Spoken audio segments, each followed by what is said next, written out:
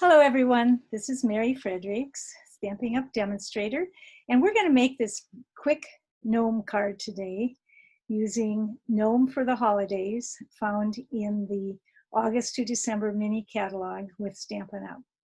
So I got the idea for that card from my friend who made this card out of one of her gnomes, which is larger than the ones we have. He's pretty cute too. So he opens like this. But since I have the smaller gnomes, I needed to make some alterations on that. So let's get started. These are the paper sizes that you need. For the card base, you'll need a 6 3/4 by 5 1/2.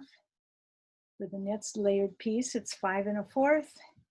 You need a piece that's 4 1/4 by 7, and two smaller pieces, you can see here, that are 3 1/4 by 4. And I'm using the Poppy Parade and the apple green cardstock. I think those bright colors really pop. So let's begin. First thing we'll do is our scoring. And this one needs to be scored at, see here, okay, at 4 1/4. Do that. I just like to press it down really well.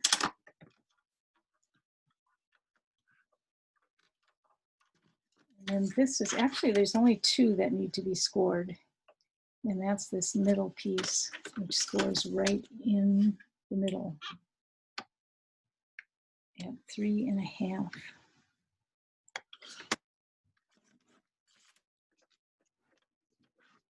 So, makes it easy. Now we're just going to do a bunch of gluing to begin with.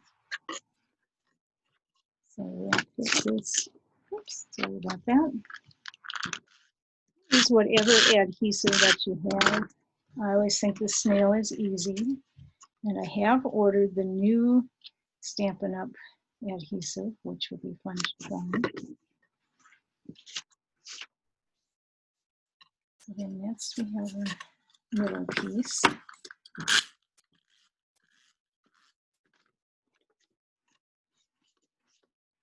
So we're going back to front.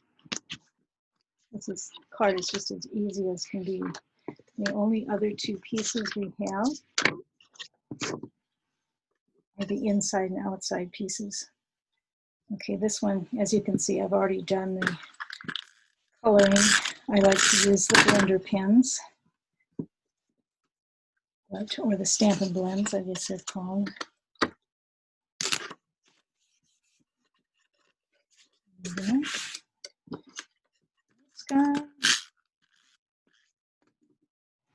Just a word of warning, be kind of careful when you do these little guys here, the little words. It's real easy to catch an edge, so I always use the Stamparatus. Okay, now comes the little bit tricky part, but not really. I'll put my adhesive on the back, only on the top, remember. And then we'll just hang him, put him right here. We'll see how this works in a minute. It's so easy and so fun. I love her little Christmas tree. Just match her up with the one below. Match him up too. Whoops, make sure you don't glue the bottom, just the top. I don't have a lot to match up there because I didn't really do it all. And then I found the next easiest thing to do is just to cut that part off. And we'll see how it looks.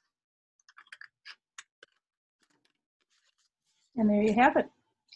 Now, it's kind of fun to add a little star.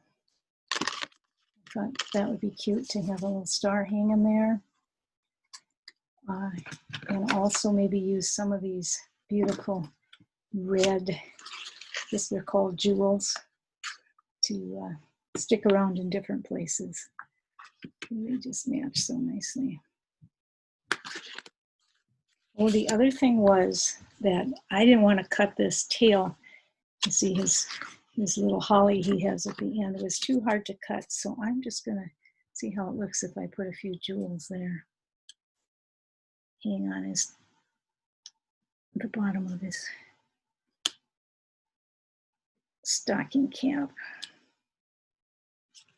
And that's probably enough. You can play around with that. You can see on this one I added more of the jewels, and I think it adds quite a bit. But let me give you a little tip on that. If you put this in the mail, the postman is going to feel, and he's going to feel those little bumps that he's going to add 15 cents to your mailing. Something I just found out recently when I brought a bunch of cards to the post office box. So it hiked up my cost a little bit. So there we are. Happy stamping. See you next time.